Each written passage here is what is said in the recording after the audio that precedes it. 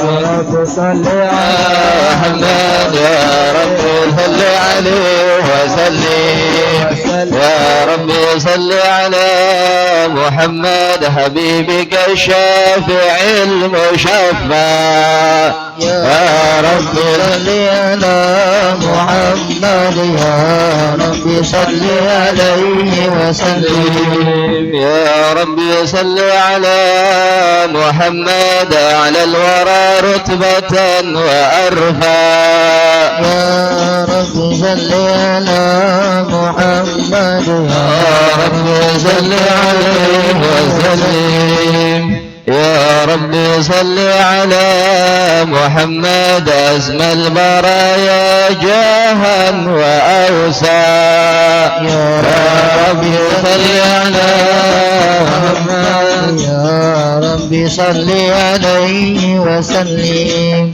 يا رب صل على محمد واسلك بنا ربي خير مهيا يا رب صل على محمد يا رب صل عليه وسلم يا رب صل على محمد وعافنا واشفي كل موجع يا رب صل على محمد يا رب صل عليه وسلم يا رب صل على محمد أصلح القلب واعف وانفع يا رب صل على محمد يا رب صل عليه وسلم يا رب صل على محمد يا رب صل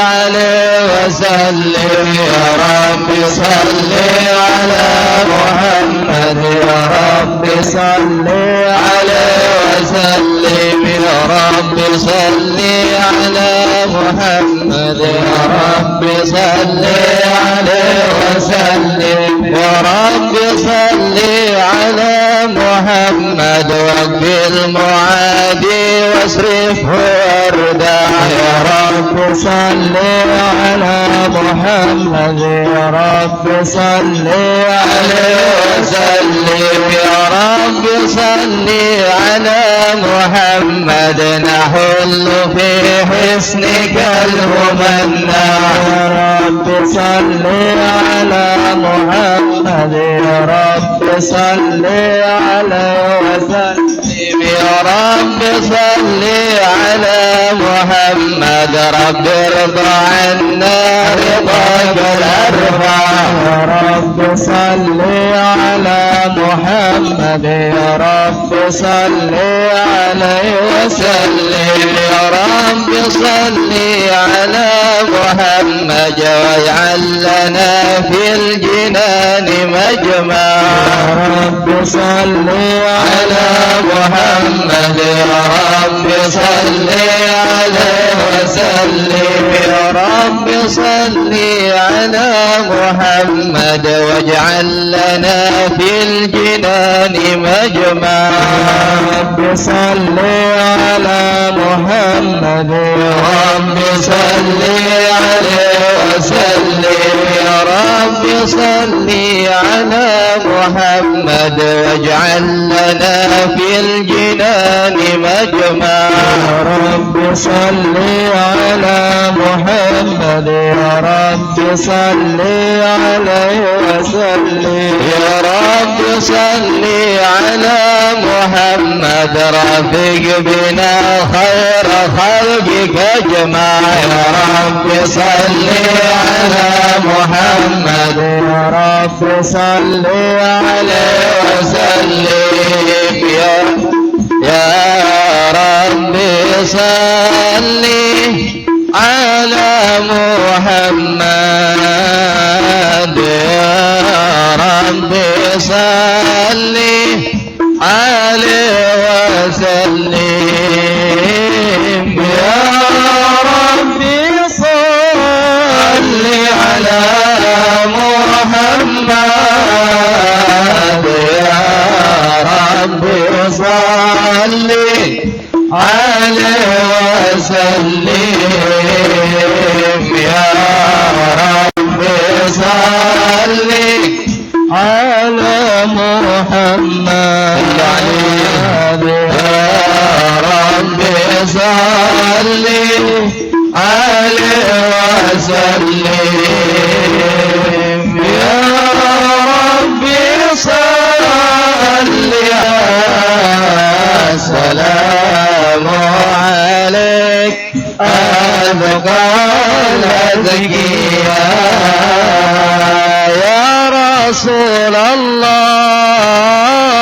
يا نبي لك شفاعة وهذا مطلبي يا نبي يا رسول الله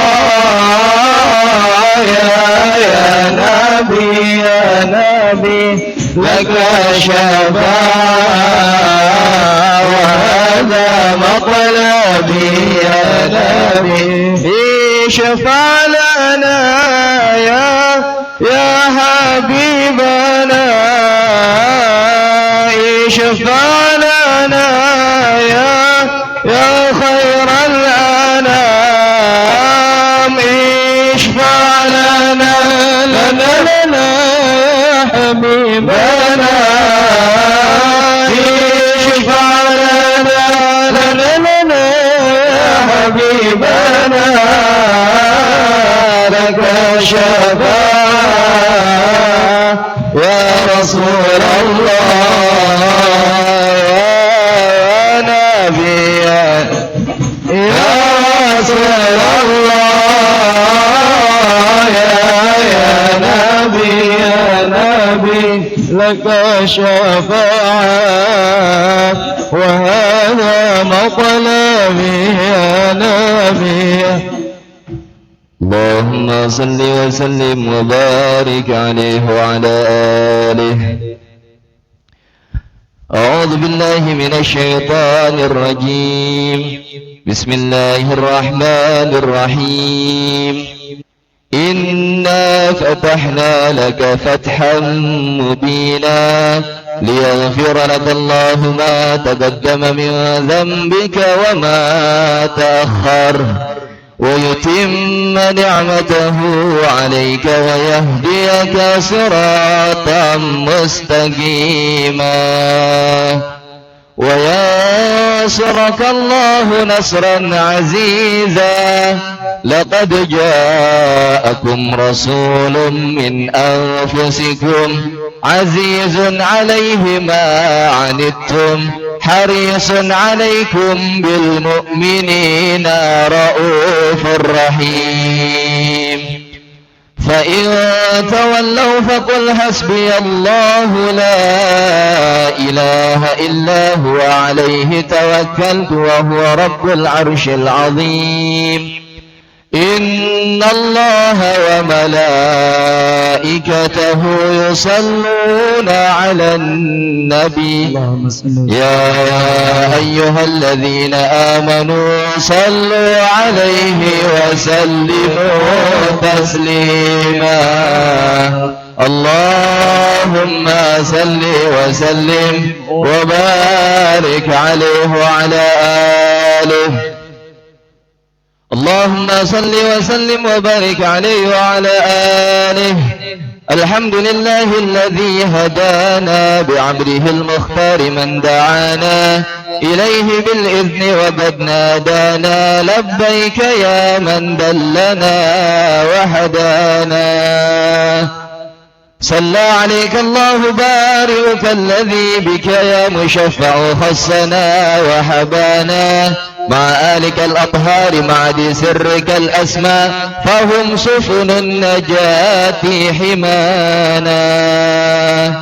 وعلى صحابتك الكرام حماة دينك أصبحوا لولائه عنوانا والتابعين لهم بصدق ما حدا حادي المودة هيج الأشجانا.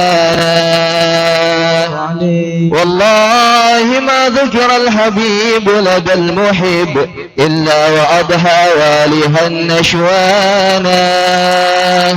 أين المحبون الذين عليهم بل النفوس مع النفائس هانا لا يسمعون بذكر طه المصطفى إلا به انتعشوا أذهب رانا فاهتجت الأرواح تشتاق اللقاء وتحن تسأل ربها الرضوانا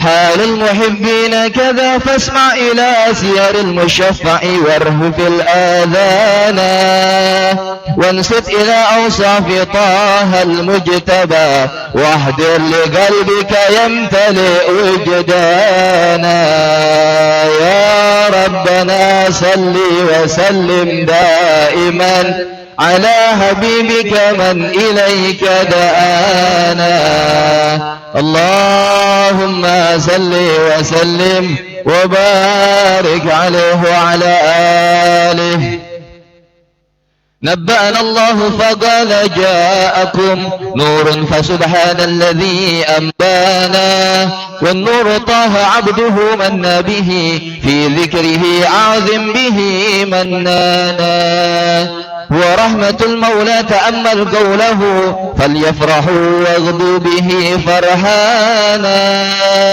مستمسكا بالعروة الوثقى ومعتصما بحبل الله من أنشانا واستشعرا أنوار من قيل متى كنت نبيا قال آدم كان بين التراب وبين ماء فاستفق من غفلة عن ذا وكن يتضانا وعبر إلى أسرار ربي لم يزل ينقلني بين الخيار مصانا لم تفترق من شعبتين إلا أنا في خيرها حتى بروزي أنا فأنا خيار من خيار قد خرجت من نكاه لي إله صانا طهره الله هماه اختاره وما براك مثله إنسانا وبحبه وبذكره والنصر والتوقير رب العرش قد أوصانا يا ربنا صل وسلم دائما على حبيبك من إليك دعانا اللهم صل وسلم عليه وعلى آله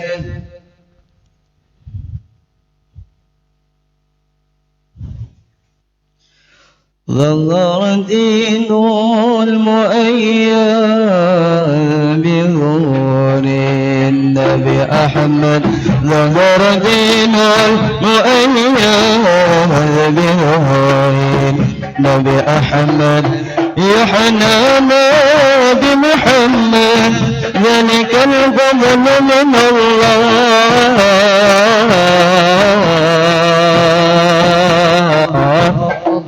يا هنانا يا هنانا يا هنانا يا هنانا يا هنانا يا هنانا يا هنانا يا هنانا ظهر دين بظهور الهدي أحمد ظهر دين المريا لظهور النبي أحمد يا هنانا بمحمد ذلك الفضل من الله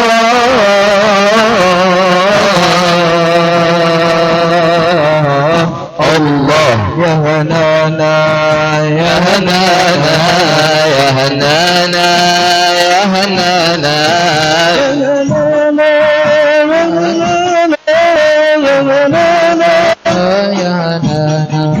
خسر السبع المثاني وما لطف المعاني ما نبوى بالوخل كتابي وعليه أنزل الله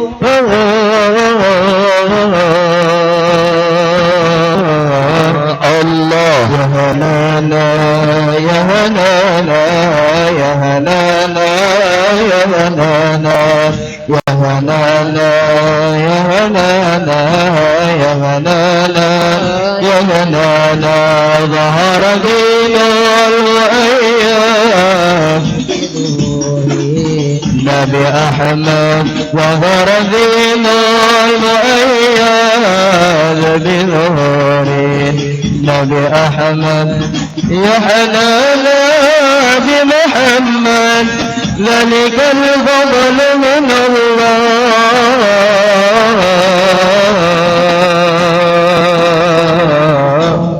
الله يا هنانا يا هنانا يا هنانا يا هنانا يا هنانا يا هنانا يا هنانا من مكة لما ظهر لأجله انشق القمر وانتخرت آدم معظم به على كل الأنام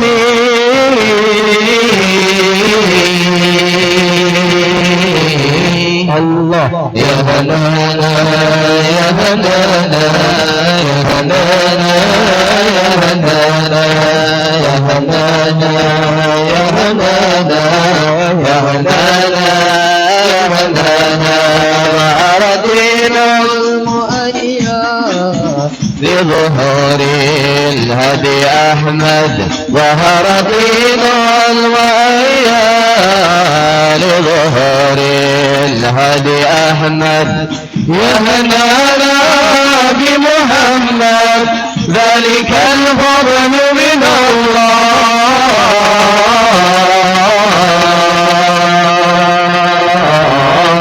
الله يا هنانا يا هنانا يا هنانا يا هنانا يا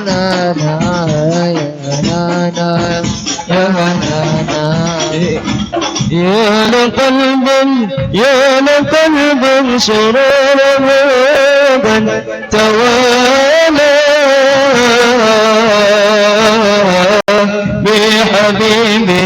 بحبيبي أما الألا ما نوهنا يا لقلب شرور قد توالى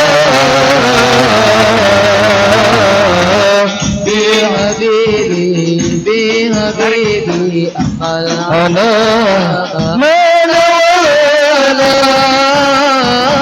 جل من شرف الوجود بنوره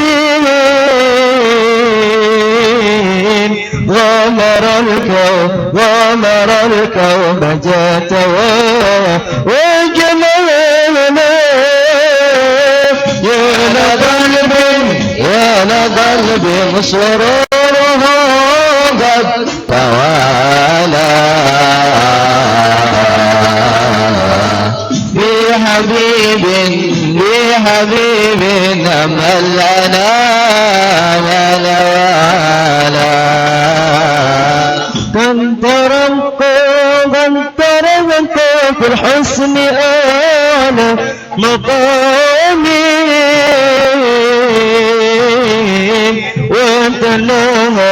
وانت لها في مجده وتلاونا يا لقلب سروره قد توالى بحبيب أمل لنا ما نوالا يا لقلب شرور قد توالى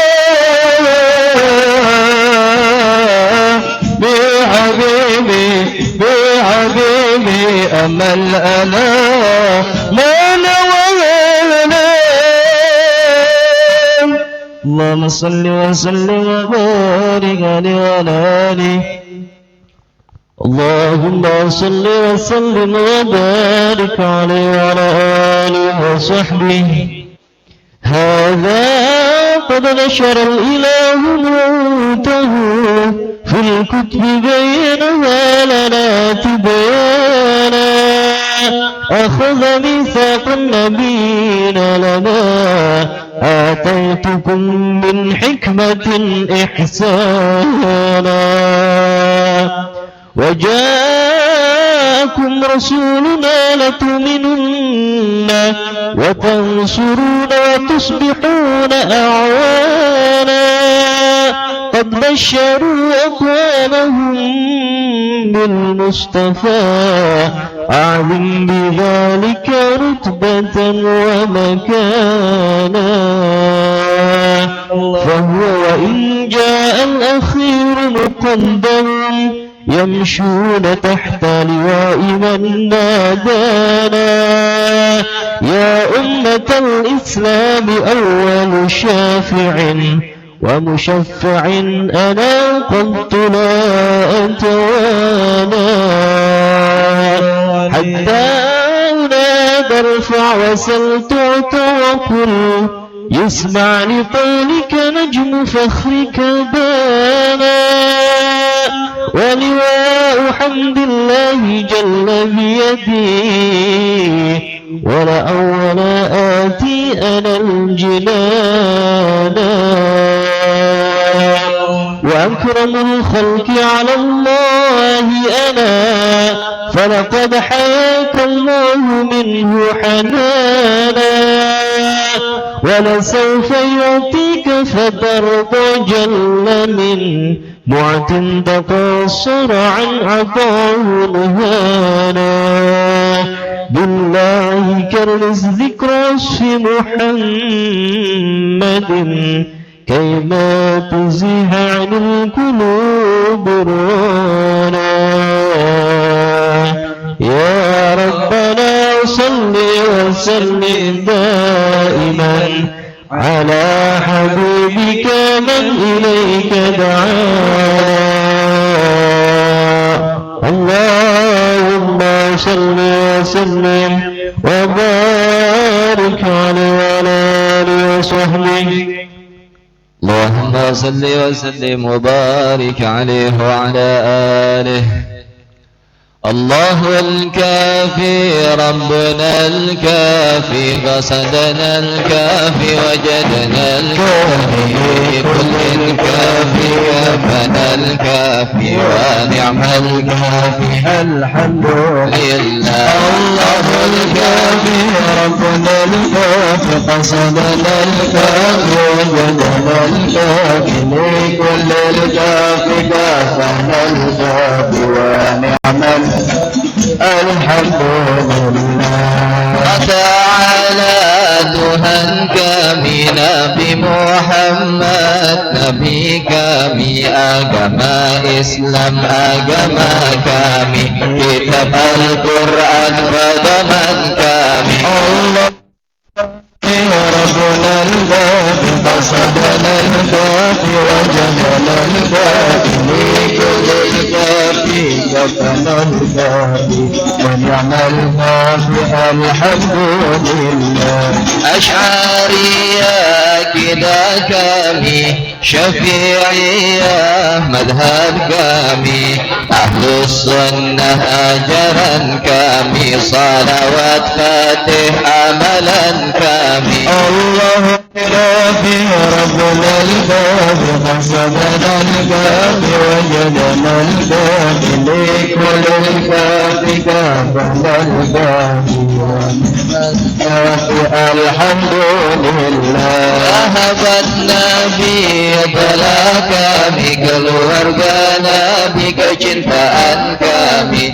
para ulama panutan kami umat Islam saudara kami Allahul Kafi Rabbul Kafi Qasabana al-Kafi Wajadana al-Kafi Likul al-Kafi Kafana al-Kafi Wa ni'mal Kafi Alhamdulillah Syekh Misbah guru kami berzikir menuntun kami mengenalkan Tuhan kami agar bahagia hidup kami Allah ربنا الكافي قصدنا الكافي وجدنا الكافي لكل الكافي كفنا الكافي ونعم الحمد لله.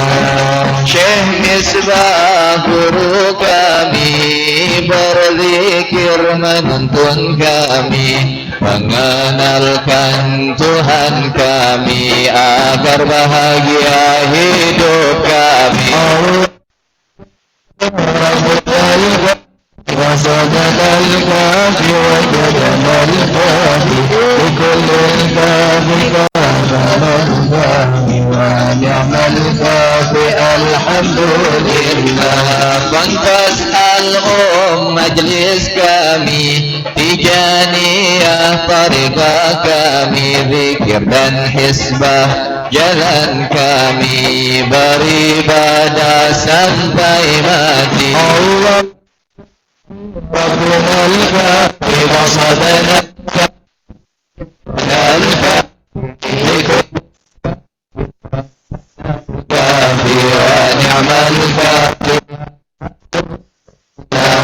Pantas majlis kami, Tijaniyah tariqah kami, zikir dan hisbah jalan kami, beribadah sampai mati. قصدنا الكافي الكافي كافنا الكافي ونعم الكافي الحمد لله.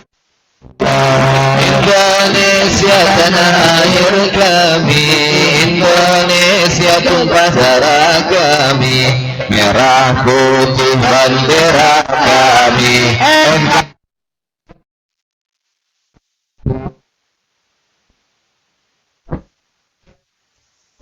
الكافي وجدنا الكافي لكل الكافي كافنا الكافي ونعم الكافي الحمد لله. Indonesia tanah air kami, Indonesia tumpah darah kami, merah putih bendera kami.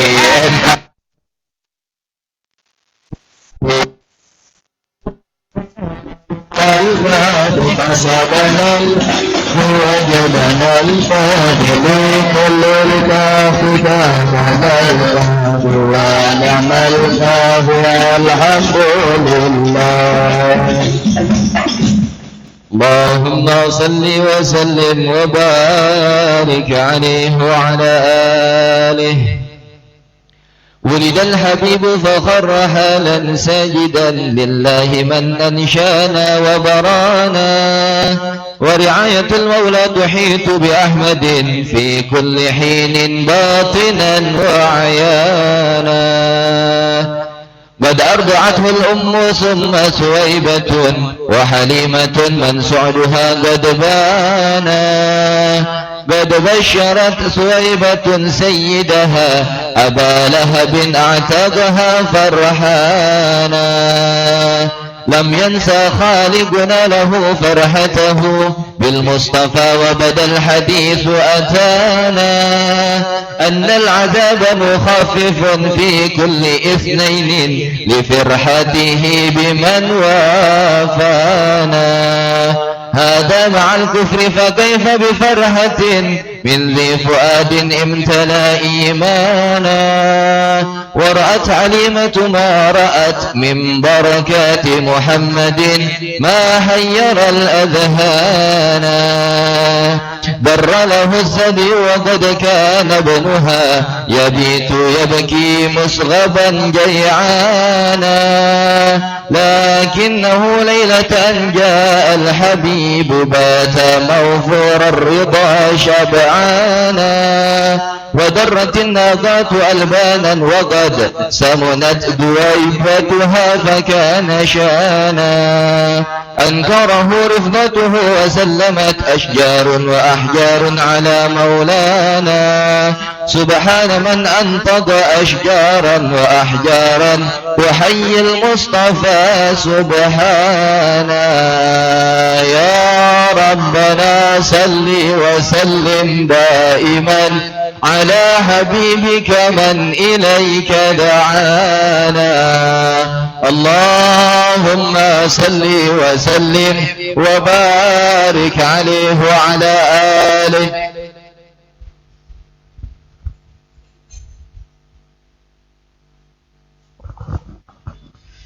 سبحان الله والحمد لله ولا إله إلا الله. سبحان الله والحمد لله ولا إله إلا الله. الله الله الله يا الله الله الله يا الله. سبحان الله والحمد لله ولا إله إلا الله. سبحان الله والحمد لله ولا إله إلا الله. الله الله الله يا الله الله الله يا الله. وحدد برجل ففتور بولي فأغسلي بالقصد قبل المالي. يا الله الله الله يا الله الله الله الله يا الله. سبحان الله والحمد لله ولا إله إلا الله. سبحان الله والحمد لله ولا إله إلا الله. الله الله الله يا الله الله الله يا الله. ورسول الكريم بابو رجعي وغوثي وغوث كل البرية. الله الله الله يا الله الله الله يا الله.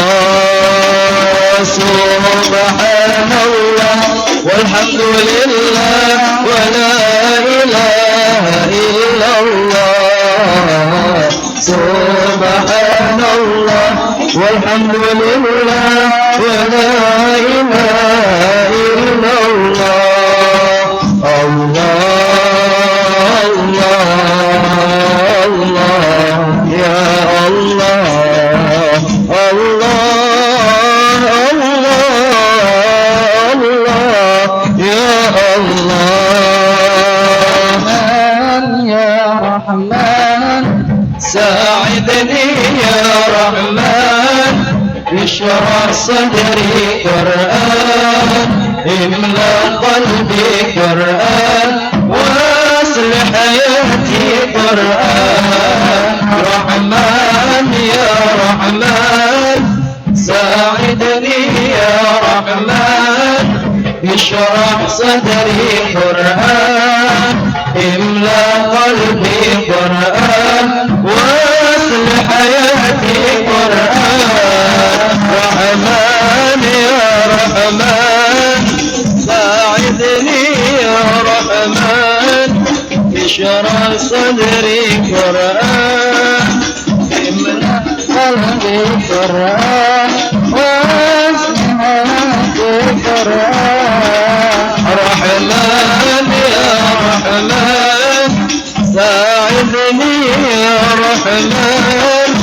اشرح صدري قرآن املأ قلبي قرآن واصلح حياتي قرآن رحمن رحمن ساعدني يا رحمن اشرح صدري قرآن املأ قلبي قرآن واصلح حياتي قرآن رحمن رحمن ساعدني يا رحمن اشرح صدري قرآن املأ قلبي قرآن واصلح حياتي قرآن رحمن يا رحمن ساعدني يا رحمن اشرح صدري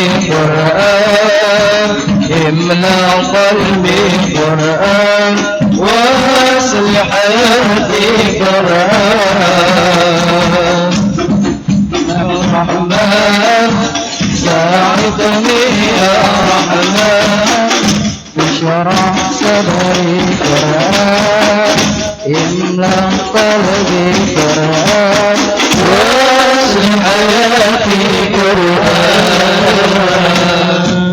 اللهم صل وسلم وبارك عليه وعلى آله اللهم صل وسلم وبارك عليه وعلى آله وصحبه هذا وقد نشأ الحبيب بسيرة مرضية وما أتى عصيانا ترعاه عين الله من أدبه أحسن تأديب النبي إحسانا فنشا صدوقا محسنا ذا عفة وفتوة وأمانة وعوانا ذا همة وشجاعة وتوكل ومكارم لا تحتصي حسبانا دعي الأمين وهو في أهل السماء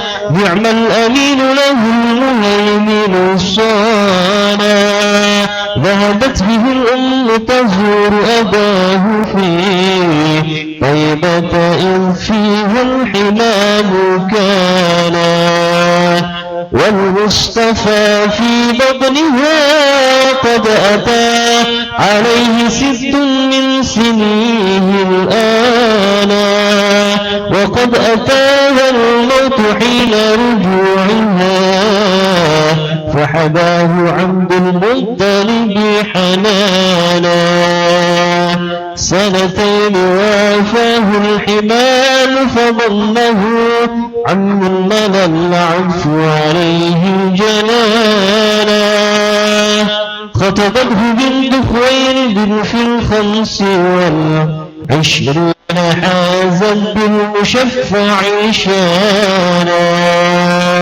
قد حقق المولى لها آمالها نالت سلاما عاليا ومكانا وحل مشكلة لوضع الحجر الأسود في الكعبة حيث أبانا عن سعة الأكل وإنقاذ الحجاب سبحان من علمه وأعانا يا ربنا صل وسلم دائما على حبيبك من إليك دعانا اللهم صل وسلم وبارك على آله وصحبه وأتاه جبريل بوحي الله في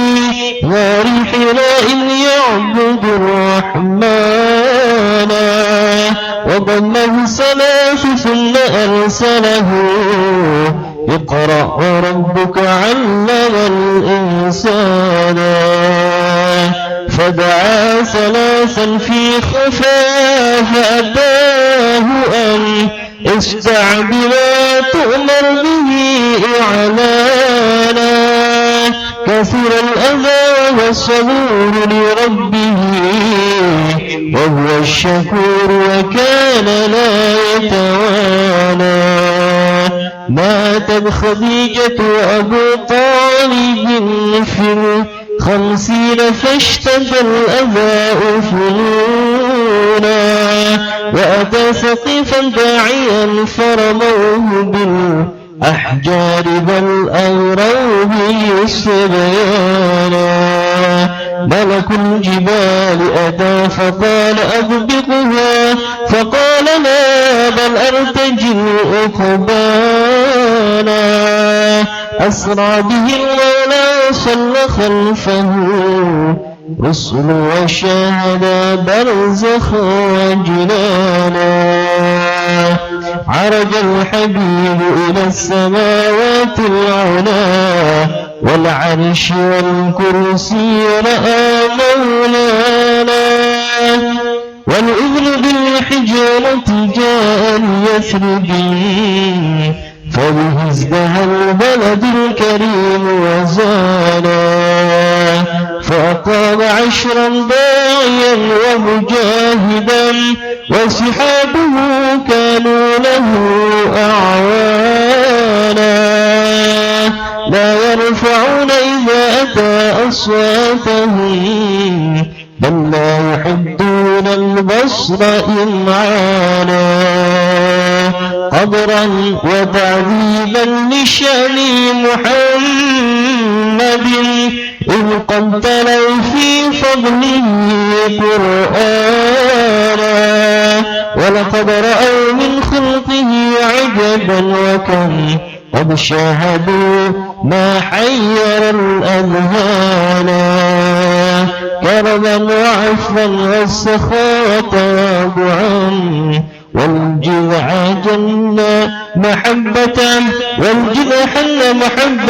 وحنانا والماء من بين الأصابع نابعا والجيش أضحى شاربا ريانا والله قد عظمت معاجز أحمد رفع المهيمن للنبي مكانا ولقد غزا 27 مع الصحب رجالا قد غشوا ركبانا أكرم به وبصحبه وبتابعين يا ربي ألحقنا بهم إحسانا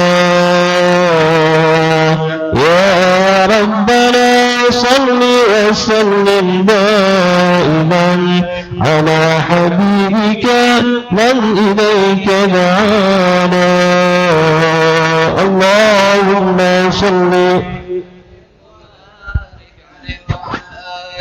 اللهم صل وسلم وبارك عليه وعلى آله صلاة الله سلام الله على طه رسول الله صلاة الله سلام الله على ياسين حبيب الله صلاة الله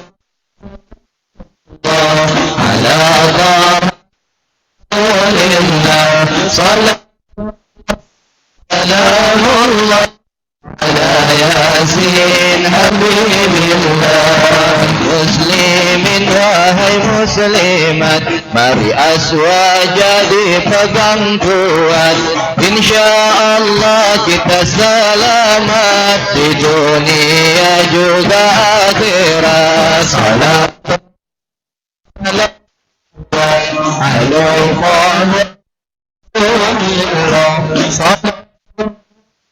سلام الله على ياسين حبيب الله ومذهب عقيدة سني mayoritas ikut asyari banyak juga yang maturidi inilah ciri-ciri asal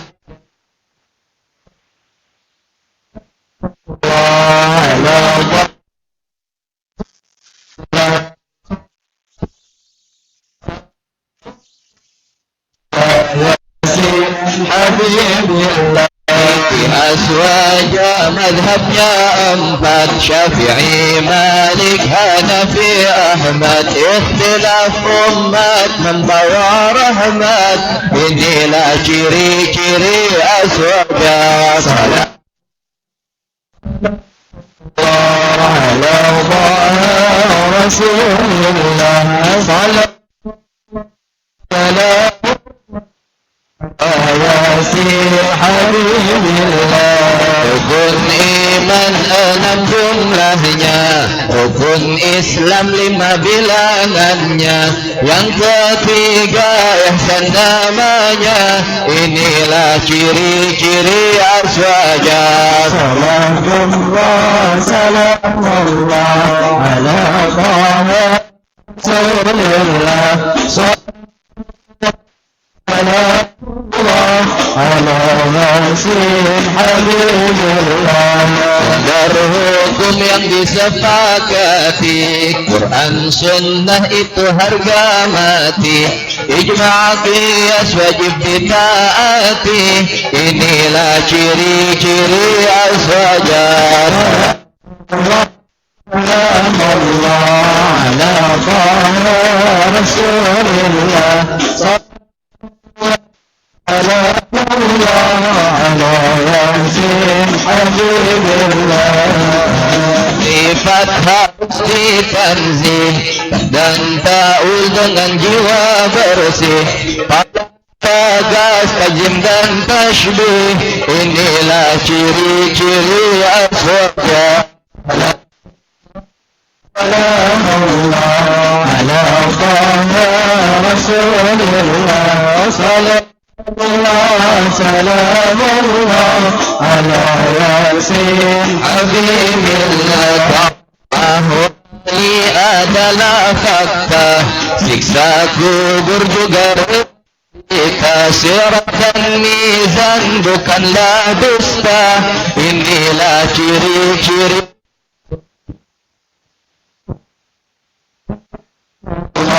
ala Rasulullah.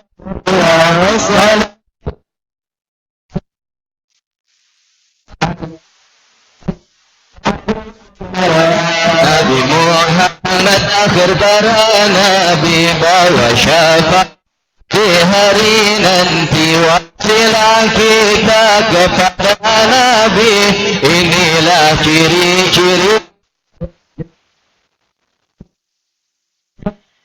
ala Rasulullah, salamullah salamullah ala Yasin Habibillah.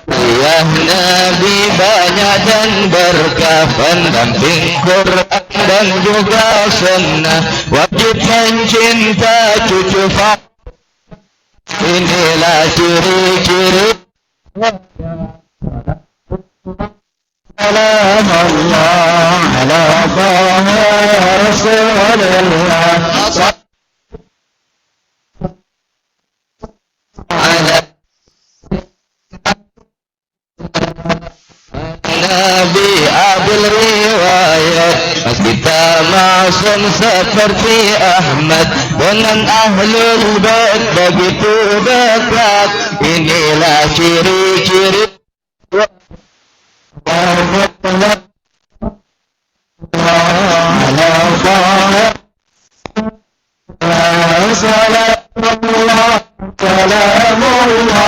ala Yasin Habibillah.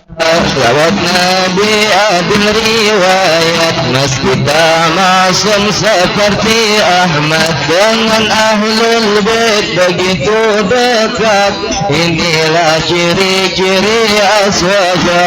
Salamullah ala salamullah ala Yasin Habibillah. Imam Mahdi dari Dzurriyyah, pasti datang, tak mungkin kalah khilafah. Inilah ciri-ciri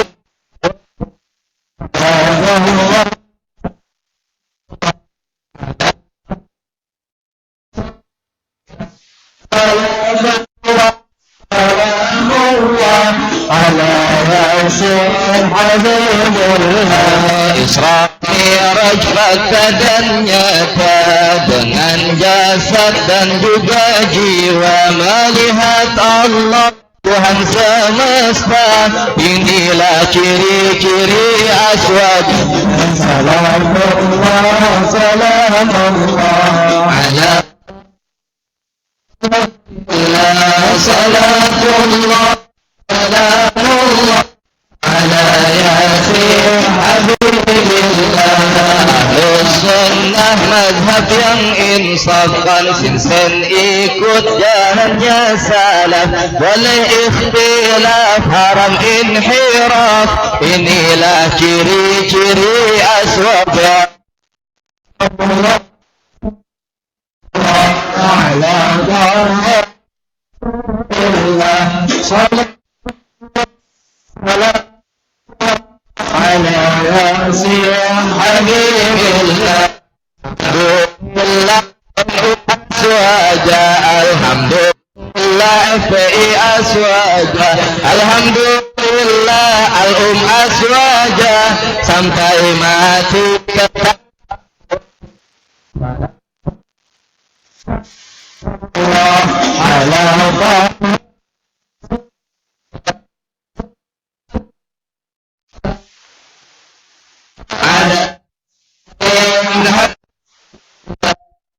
Alhamdulillah NU aswaja, alhamdulillah FPI, alhamdulillah aswaja, sampai mati tetap aswaja. Allah ala salatullah, salamullah ala Yasin Habibillah. Allahumma salli wa sallim wa barik alaihi wa ala alihi. لما دنا وقت البروز لأحمد عن ابن من ما شاءه قد كان، حملت به الأم الأمينة بنت وهب من لها أعلى الإله مكانا، من والد المختار عبد الله بن عبد لمطلب رأى البرهانا، قد كان يعمر نور طه وجهه وصرى إلى الابن المصون عيانا، وهو ابن هاشم الكريم شهم بن عبد مناف بن قصي كان، والده يدعى حكيما شأنه قد اعتلى أعزز بذلك شانا، واحفظ أصول المصطفى حتى ترى في سلسلة أصوله عدنانا، فهناك قف واعلم برفعه إلى إسماعيل كان للأبي معوانا، وحينما حملت به آمنة لم تشكو شيئا يأخذ النسوانا، وبها أحاط اللطف من رب السماء أقصى الآذى والهم والأحزان، ورأت كما قد جاء ما عملت به أن المهيمن شرف الأكوان، بالطهر من في بطنها فاستبشرت وبنى المخاض فأرعت رضوانا. سبحان الله والحمد لله ولا إله إلا الله. سبحان الله والحمد لله. الله أكبر. سبحان الله والحمد لله. إلا الله. الله أكبر. سبحان الله والحمد لله.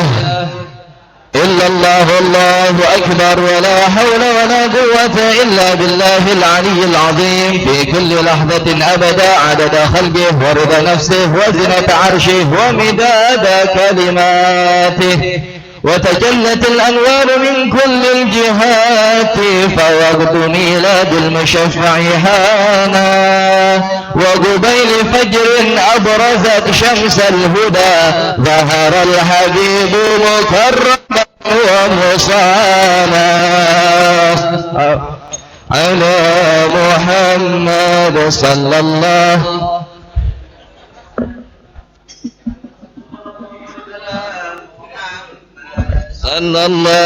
عليه وسلم.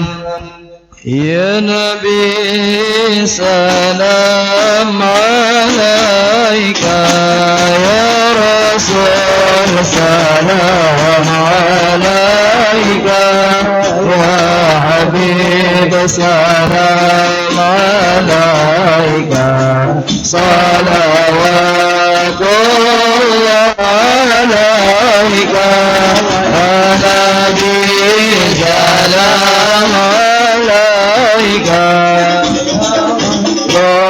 سلام عليك، يا حبيب سلام عليك، صلوات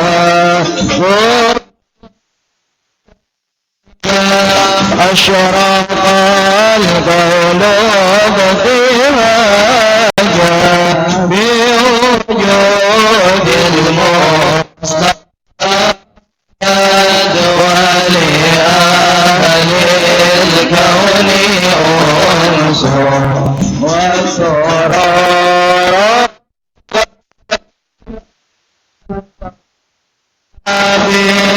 سلام عليك، سلام عليك، يا حبيب سلام عليك، صلوات الله عليك، وبركاته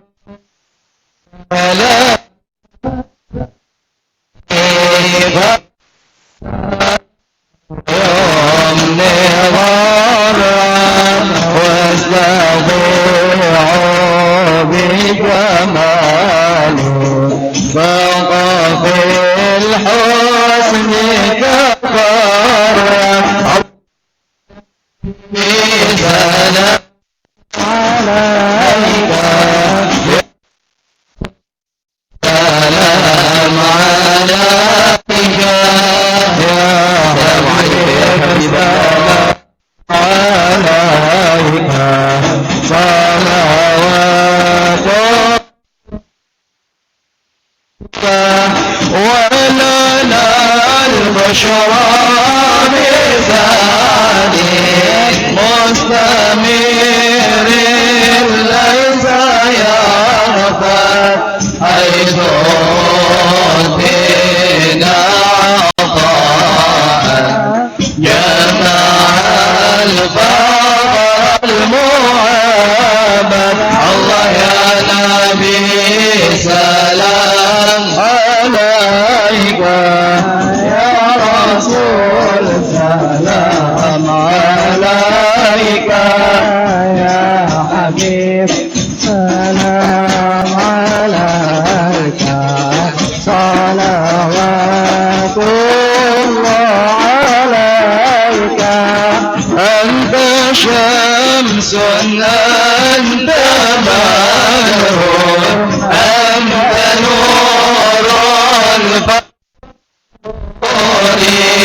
أنت إكسير الغالي أنت مصباح الصدور. الله يا نبي سلام عليك، يا رسول سلام عليك، يا حبيب سلام عليك، صلوات الله عليك، يا حبيبي يا محمد، يا عروس الخافقين، يا مؤيد يا ممجد، يا إمام القبلتين. الله نبي سلام عليك، سلام عليك،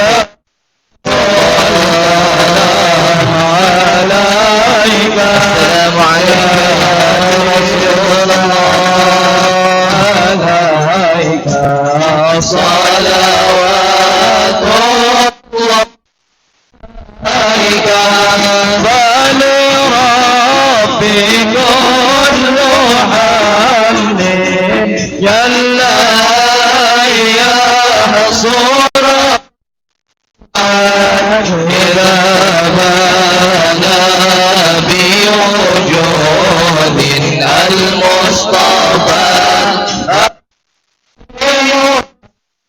الله يا نبي سلام عليك يا رسول سلام عليك يا حبيب سلام عليك صلوات الله عليك مرحبا مرحبا يا نور عيني مرحبا مرحبا جد عيني مرحبا مرحبا يا نور مرحبا مرحبا جد الحسين مرحبا يا رسول الله أهلا مرحبا بك إنا بك نسعد مرحبا مرحبا يا نور العين مرحبا مرحبا جد الحسين مرحبا وبك يا إلهي مرحبا ضوابا لكل مقصد يا نور العين مرحبا جد الحسين مرحبا يا نور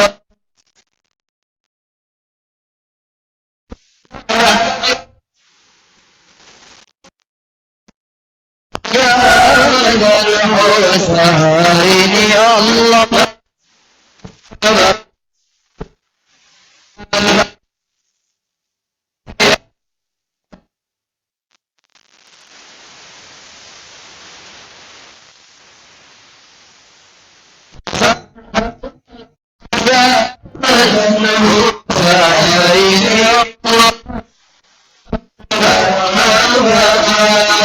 واهدينا مرحبا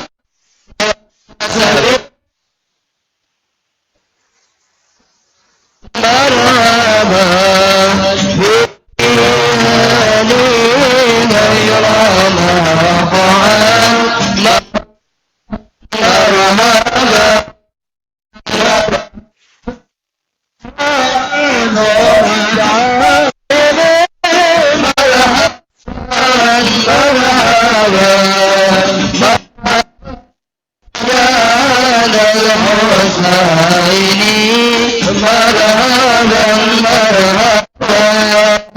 ربي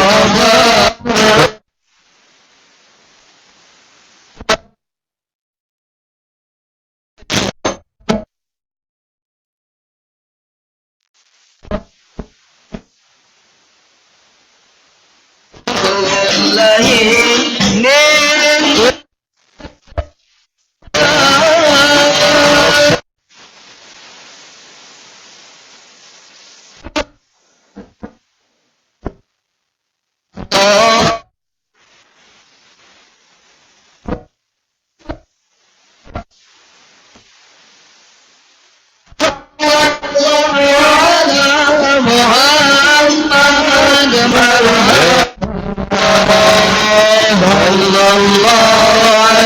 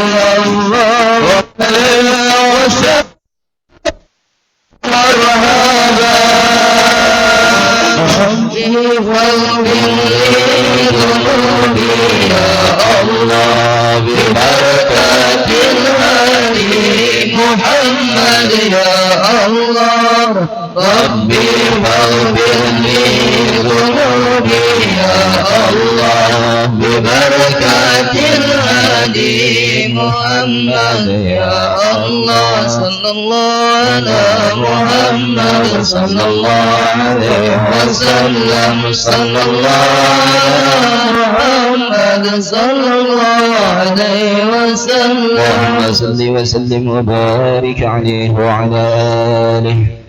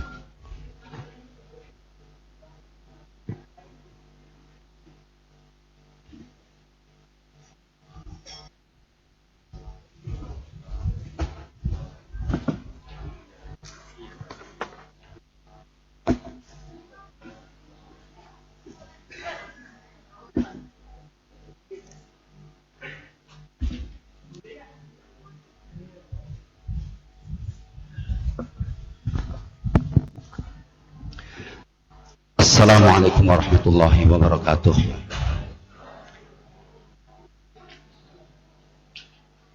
Bismillahirrahmanirrahim. Alhamdulillahirabbil alamin.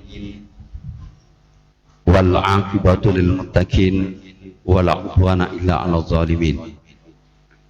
Asyhadu an la ilaha illallahul malikul haqqul mubin wa asyhadu anna Muhammadan 'abduhu wa rasuluhu shadiqul wa'dil amin. Allahumma shalli ala sayyidina Muhammadin al-fatihhi lima ukhliqa wal khatimi lima sabaq nasiril haqqi bil haqq wal hadi ila siratikal mustaqim wa ala alihi haqqa qadrihi wa miqdarihil azim. Allahumma anfa'na bima 'allamtana wa 'allimna fima yanfa'una wa zidna ilman nafi'a wa atina hikmah. Allahumma arzuqna fahman nabiyyin wa hifdzal mursalin wa ilhamal malaikatil muqarrabin. Allahumma barik lana fi maqamina hadza, Allahumma barik lana fi majlisina hadza, walhamdulillahi rabbil alamin. Taqabbalallahu minna wa minkum taqabbal ya karim. Para asatid, para hujjaj, pimpinan-pimpinan majelis taklim, baik yang dari sekitar Jabodetabek maupun yang dari Garut. Ini hari ini ada tamu dari Garut juga. Mari sebelum kita mulai taklim, kita bacakan suratul Fatihah. Yang pertama kita khususkan untuk ulama besar, guru besar dari Mesir, seorang ulama ahli hadis muqaddam Thariqah Tijaniyah, Sayyid Ahmad bin Muhammad Al-Hafidh, yang telah meninggal dunia pada hari Ahad yang lalu, persisnya pada saat sedang sujud di sholat subuh. Dan beliau banyak diziarahi takziah itu ulama-ulama dari Maghribi, dari Aljazair, dari Maroko, karena beliau terkenal sebagai ulama ahli tasawuf, ahli hadis, tapi juga beliau seorang muqaddam Thariqah Tijaniyah. Dan alhamdulillah saya juga mengambil sanad dari beliau. Mudah-mudahan Al-Alim Al-Alamah Al-Hafidh As-Sayyid Ahmad bin Muhammad Al-Hafidh, segala amal ibadahnya diterima oleh Allah Subhanahu wa ta'ala. Beliau di barzahnya mendapat kenikmatan Raudhatun min Riyadil Jannah, serta kelak akan berkumpul bersama Rasulullah sallallahu alaihi wasallam. Ala hadziniyah wa kullinatun shalihah wa irhadun nabi. Al-Fatihah. A'udzu billahi minasy syaithanir rajim. Bismillahirrahmanirrahim. Alhamdulillahi rabbil alamin. Ar-Rahmanir Rahim. Maliki yaumiddin. Iyyaka na'budu wa iyyaka nasta'in. Ihdinas siratal mustaqim. Siratal ladzina an'amta 'alaihim ghairil maghdubi 'alaihim waladdallin. Amin. Allahumma shalli 'ala sayyidina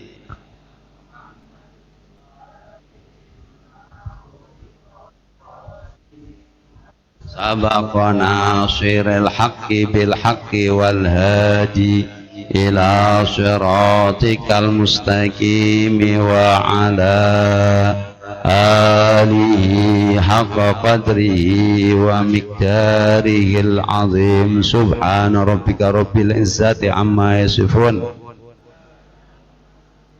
walhamdulillahi rabbil alamin. Sekali lagi kita baca suratul Fatihah untuk laskar yang berasal dari Tegal, yang kemarin ikut aksi Tabligh Akbar di Garut, yang meninggal dunia di perjalanan karena kecelakaan. Insya Allah dia meninggalnya dalam keadaan syahid, dan insya Allah mudah-mudahan dikumpulkan dengan para syuhada. Muhammad Syafi'i. Al-Fatihah. Bismillahirrahmanirrahim. Alhamdulillahirabbil alamin. Arrahmanir rahim. Maliki yaumiddin. Iyyaka na'budu wa iyyaka nasta'in. Ihdinas shiratal mustaqim. Shiratal ladzina an'amta 'alaihim ghairil maghdubi 'alaihim waladdallin. Amin. Allahumma shalli 'ala sayyidina lima ughliqa wal khatimi lima sabaqa nasiril haqqi bil haqqi wal hadi ila siratikal mustaqim wa ala alihi haqqa qadrihi wa miqdarihil azim. Subhana rabbika rabbil izzati amma yasifun wa salamun alal mursalin walhamdulillahi rabbil alamin. Baik para jamaah rahimakumullah, kita akan bagi waktu dengan pembacaan dua kitab. Yang pertama Salasun Sababan Lidukhulil Jannah yang akan disampaikan oleh Ustadz Ahmad Halimi BSC Al-Hafidh. Kemudian akan disampaikan oleh Ustadz Muhammad kitab Arba'in An-Nawawiyah. Dan nanti juga kita akan baca doa khatmil Quran, karena setiap bulan kita khatam Quran 30 juz yang dibagi dalam setiap hari Rabu dihabisin ujungnya di pengajian bulanan. Jadi ini biasa yang baca Ustadz Ahmad Zaim dan Ustadz Ahmad Halimi. Jadi doa khatmil Quran ini kita niatkan juga untuk seluruh yang hadir.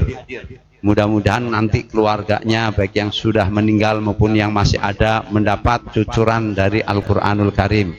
Jadi Al-Quran nanti insya Allah memberi syafaat kepada keluarga kita, khususnya yang ikut hadir dalam taklim bulanan di Al-Um.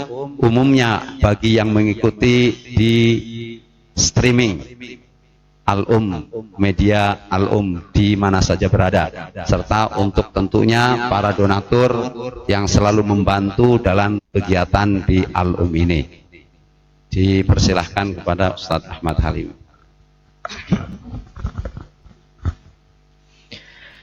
Assalamualaikum warahmatullahi wabarakatuh. Bismillahirrahmanirrahim. Alhamdulillahi rabbil alamin. Nahmaduhu wa nasta'inuhu wa nastaghfiruh wa na'udzu billahi min shururi anfusina wa min sayyiati a'malina. Man yahdihillahu fala mudilla lahu wa man yudlil fala hadiya lahu. Wa ashhadu an la ilaha illallah وحده لا شريك له وأشهد أن سيدنا محمدا عبده ورسوله. اللهم صل على سيدنا محمد الفاتح لما أغلق والخاتم لما سبق ناصر الحق بالحق والهادي إلى صراطك المستقيم وعلى آله حق قدره ومقداره العظيم. رب اشرح لي صدري ويسر لي أمري واحلل عقدة من لساني يفقه قولي. ربنا زدنا علما وارزقنا فهما وأرنا الحق حقا وارزقنا اتباعه وأرنا الباطل باطلا وارزقنا اجتنابه. اللهم نور قلوبنا بنور هدايتك كما نورت الأرض بنور شمسك برحمتك يا أرحم الراحمين. والحمد لله رب العالمين. وبعد فيا أيها المسلمون والmuslimat rahimakumullah, kepada para jamaah sekalian yang dimuliakan oleh Allah, terutama kepada guru kita bersama, beliau Syekhuna Kiai Haji Dr. Andes Misbahul Anam, matta'ana Allah bituli hayati syarifah, amin, wa nafa'ana bihi wa bi'ulumihi fid darid dunya wa daril akhirah, amin, amin ya rabbal alamin. Dan juga yang terhormat kepada para alim ulama, asatid wal ustadzat, para pimpinan majelis ta'lim dari berbagai daerah, dari berbagai elemen yang tidak bisa saya sebutkan satu persatu, namun tanpa mengurangi rasa hormat kepada antum sekalian. Dan juga para hadirin, hadirat, bapak-bapak, ibu-ibu, remaja, remaji, rahimakumullah, amin. Baiklah, seperti biasa mari kita awali taklim mulaman dengan pembacaan kitab Salasuna Sababan Lidukhulil Jannah. 30 sebab, 30 kunci surga. Pada pertemuan kali ini kita sampai kepada kunci yang ke-8. Jadi ada 30 kunci nih ya. Kita pilih yang mana, mau pakai kunci yang mana. Jadi sekarang kita akan membahas tentang kunci surga yang ke-8. Yaitu apa? Talabul ilmi liwajhillahi tabaraka wa ta'ala. Kunci yang ke-8 atau salah satu kunci yang bisa mengantarkan kita untuk masuk ke surga adalah talabul ilmi, mencari ilmu. Tapi ada syaratnya. Liwajhillahi tabaraka wa ta'ala. Kita mencari ilmu karena hanya mengharapkan ridha dari Allah Subhanahu wa ta'ala. Gak ada niat yang lain, niatnya kecuali hanya untuk Allah Subhanahu wa ta'ala, menghilangkan kebodohan, untuk beribadah. Semuanya kembali mengerucut tujuan kita hanya kepada Allah Subhanahu wa ta'ala. Memang kalau mungkin pertama kali kita mencari ilmu ada niat yang berbeda mungkin ya, ada niat yang sedikit melenceng, sebagaimana yang terjadi pada Imam Al-Ghazali. Mungkin sudah pernah saya sampaikan, namun tidak ada salahnya kalau saya sampaikan lagi bahwa Imam Al-Ghazali siapa yang nggak kenal ya? Begitu alim. Beliau adalah seorang ulama yang pernah menuntut ilmu di Universitas Al-Azhar di Kairo. Jadi Al-Azhar kan merupakan salah satu universitas yang tertua di dunia. Dulu Imam Ghazali itu belajar di sana. Pas Imam Ghazali belajar, beliau dalam keadaan piatu. Jadi gak ada bapaknya. Ayahnya sudah meninggal. Nah, pas di Al-Azhar, di situ orang yang belajar akan digratiskan, dikasih makan dan sebagainya, semuanya gratis, free total. Jadi nggak ada bulanan sekian, nggak ada uang makan, nggak ada uang mesin cuci dan sebagainya, nggak ada semuanya ya. Jadi pertama kali Imam Ghazali belajar di Al-Azhar itu tujuannya biar dapat makan gratis. Berarti bukan karena Allah ya. Jadi karena orang tuanya sudah meninggal, bapaknya, kemudian melihat ibunya kasihan mungkin ya. Kemudian beliau masuk Al-Azhar untuk belajar. Niat pertamanya beliau untuk dapat makan gratis.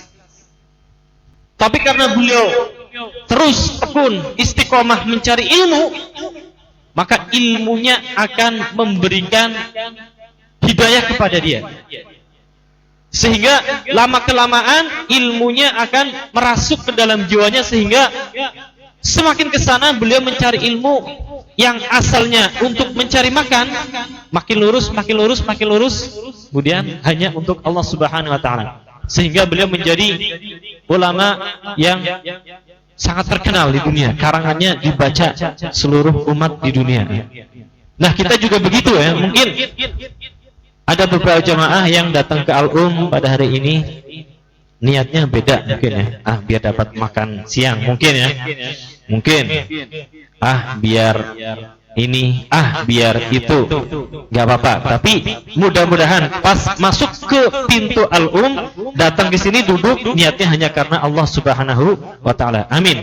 Jadi di sini syarat untuk mendapatkan kunci surga yaitu mencari ilmu hanya untuk Allah Subhanahu wa taala.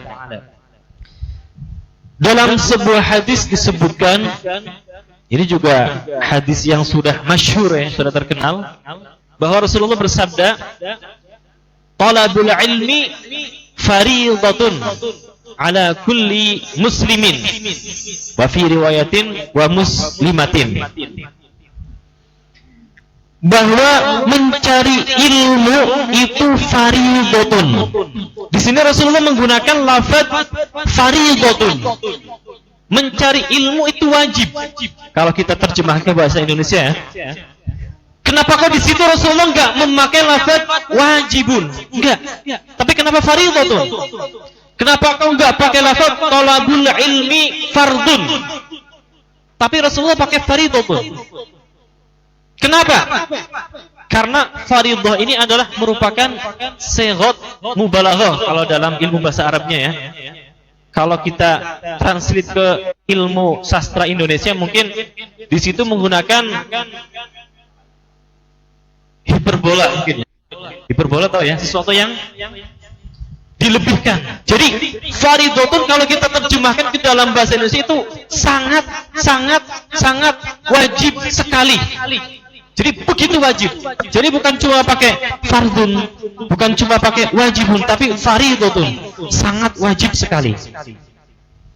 Ala kulli muslimin wa muslimatin, bagi semua orang muslim baik laki maupun perempuan. Karena begitu pentingnya peranan ilmu ya. Di sini banyak sekali ya. Kalau di sini dikutip cuma satu hadis tentang ilmu. Tapi di sana banyak sekali seabrek hadis yang menjelaskan tentang ilmu, tentang keutamaan ilmu, dan tentang kewajiban kita mencari ilmu. Namun apa daya ya, waktu yang gak mengizinkan, makanya cuma dikutip beberapa ayat aja. Juga Allah Subhanahu wa taala berfirman dalam surat Al-Mujadilah ayat 11 bahwa qala Allah taala yarfa'illahu alladhina amanu minkum walladzina utul ilma darajat. Jadi Allah akan mengangkat bagi orang yang beriman dan orang yang diberikan ilmu, mengangkat apanya? Darajat.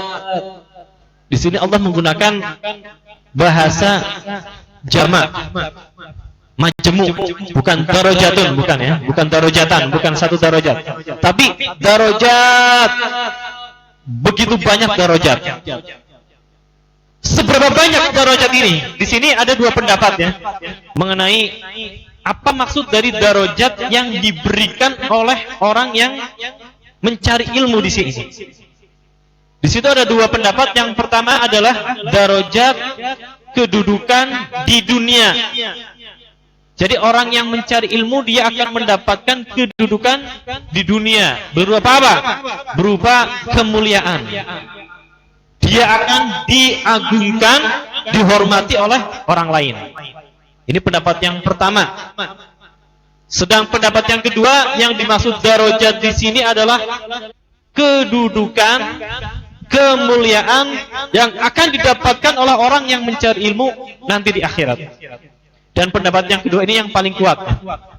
Kemudian dalam mengomentari lafaz darajat, Imam Ibnu Abbas, beliau adalah salah satu sahabat yang diberi julukan Turjumanul Quran, sahabat yang ahli dalam bidang menerjemahkan dan menafsirkan Al-Quran, karena mendapatkan doa dari Rasulullah ketika beliau masih muda. Rasul mendoakan kepada beliau, ya Allah, berilah kealiman pada sahabat ini dalam hal Al-Quran, sehingga banyak sekali rujukan-rujukan tafsir yang diambil dari beliau.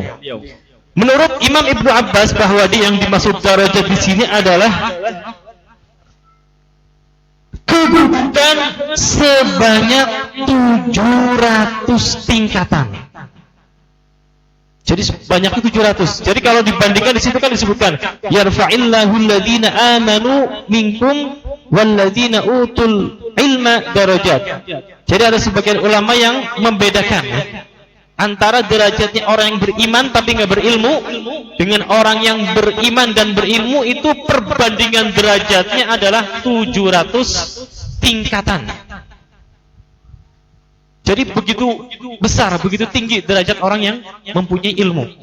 Kemudian tadi kan 700 derajat. Jarak antara derajat satu dengan derajat yang kedua itu adalah sejauh langit dan bumi. Ini kata Imam Ibnu Abbas. Jadi kalikan aja. Jarak langit ke bumi itu berapa? Bumi yang paling dekat. Langit yang paling dekat ya. Itu berapa? Berjuta-juta kilometer. Itu dari derajat satu ke derajat yang kedua. Sedangkan ini sampai 700 derajat. Jadi kalau kita baca yarfa'illahu alladhina amanu minkum walladzina utul ilma darajat, gak kelar-kelar udah. Sampai 700 kali jarak bumi sampai langit. Dalam kitab ini dikutip sebuah hadis bahwa Rasul bersabda, "Wa man salaka tariqan yaltamisu fihi ilman," siapa orangnya yang mencari jalan yang di dalamnya ada jalan untuk menuju dalam mencari ilmu, sahalallahu lahu bihi tariqan ilal jannah, maka Allah akan memudahkan baginya jalan menuju ke surga. Wa majtama'a qaumun fi baitin min buyutillah, dan tidaklah berkumpul satu kelompok di dalam satu tempat rumah Allah. Kemudian apa yang mereka lakukan? Yatluna kitab Allah, di dalamnya mereka membaca ayatnya Allah, membaca ilmunya Allah, mempelajari ilmunya Allah, kecuali illa nazalat alaihimus sakinata, maka akan diturunkan ketenangan dari Allah. Amin. Kita sekarang mendapatkan sakinah dari Allah. Allah menurunkan sakinah pada diri kita semua. Wa ghasyiyatuhumur rahmah, kita akan diliputi rahmat oleh Allah Subhanahu wa taala berkat mencari ilmu. Wa hafathumul malaikah, dan malaikat akan turun mengelilingi kita. Jadi samping kanan kiri depan belakang ibu bapak itu ada malaikat. Karena kenapa? Karena bapak-bapak ibu-ibu sedang mencari ilmu. Jadi semuanya banyak rahmat, banyak malaikat, keterangan dan sebagainya. Wa dzakarahumullahu fi man indahu. Bukan cuma itu, Allah membanggakan kita. Jadi nama-nama kita ya, ini yang hadir siapa aja? Sudah ada absennya. Di pintu Al-Um itu sudah ada malaikat yang absen. Bapak ini, ibu ini, udah semua disetorkan sama Allah. Ini ya Allah nama-nama yang hadir di majelis ta'lim Al-Um. Kemudian Allah mengumumkan di langit, mengumumkan kepada orang-orang, pada malaikat ya, yang atau kepada semua penduduk di langit, diumumkan oleh Allah. Ini para malaikat, nama-nama orang yang hadir di majelis ta'lim untuk mencari ilmu, dibanggakan. Wa man bada'a bihi 'amaluhu lam yusri' bihi nasabuhu. Jadi di sini syarat agar kita mendapatkan rahmat dan sebagainya tadi yang sudah disebutkan, setelah kita mencari ilmu, kita mendapatkan ilmu, ilmunya jangan diendepin ya. Ilmunya kita amalkan, kita praktekkan. Itu baru bermanfaat. Kalau cuma ngaji doang tapi kelakuannya gitu-gitu aja, berarti nggak manfaat ilmunya. Nggak bisa dapat pintu surga. Nggak akan mendapatkan keutamaan fadilah yang tadi disebutkan. Jadi di sini disebutkan waman bada'a bihi amaluhu, barang siapa yang amalnya itu mandek, sudah mencari ilmu tapi amalnya mandek, maka lam yusri' bihi nasabuhu. Nasabnya itu enggak akan bisa menolongnya. Jadi di sini yang diutamakan adalah ilmu. Nasab enggak bisa menolong menurut hadis ini. Jadi meskipun dia anaknya jenderal, anaknya presiden, anaknya siapa yang terkenal misalnya, tapi kalau ilmunya, amalnya gitu-gitu aja, rendah, nggak akan bisa menolong. Jadi sekali lagi, begitu pentingnya ilmu bagi kita, maka selama kita masih mempunyai kesempatan untuk mencari ilmu, maka raihlah kesempatan itu, jangan sampai disia-siakan, jangan sampai kita menyesal di kemudian hari. Dari Al-Fakir cukup sekian karena bagi waktu ya. Mudah-mudahan yang sedikit ini bisa bermanfaat bagi kita. Mudah-mudahan kita dijadikan golongan orang yang terus mencari ilmu, amin. Dan juga orang-orang yang mengamalkan ilmu yang sudah dipelajari, amin ya rabbal alamin. Hadza minni wal 'afwu minkum. Wassalamualaikum warahmatullahi wabarakatuh.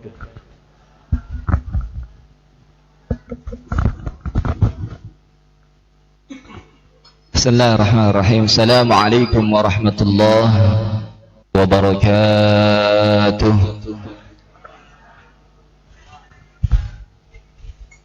Bismillahirrahmanirrahim.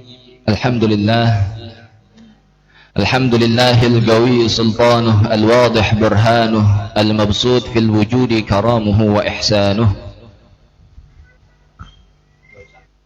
ونشهد أن لا إله إلا الله وحده لا شريك له وأشهد أن سيدنا محمدا عبده ورسوله لا نبي بعده. اللهم صل وسلم وبارك وكرم ومجد وعظم على عبدك المختار نور الأنوار وسر الأسرار ومفتاح باب اليسار سيدنا محمد المختار وآله الأطهار وأصحابه الأخيار ومن تبعهم بإحسان إلى يوم المحشر. أما بعد، فنسأل الله تعالى أن يهدينا إلى صراطه المستقيم ويدخلنا جنته جنات النعيم.